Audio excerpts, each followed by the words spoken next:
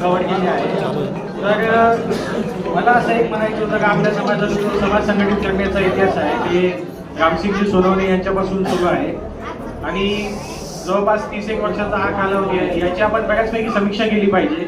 बऱ्याच वक्त्यांनी याची या गोष्टीची समीक्षा सुद्धा केली आहे.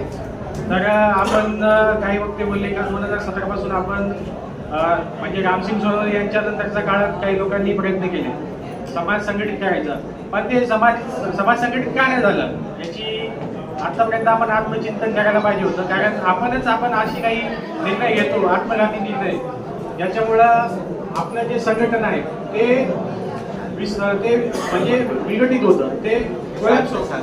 तर मला असं वाटतं की आपण सुद्धा या राज्यसभेत जे आपलं संघटन होत आहे याच्यामध्ये आपण ती दक्षता घ्यायला पाहिजे आणि भविष्यामध्ये आपण त्या चुका आपल्याकडून त्या चुका होणार नाही म्हणून आपण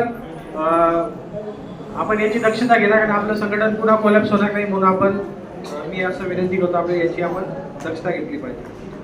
आणि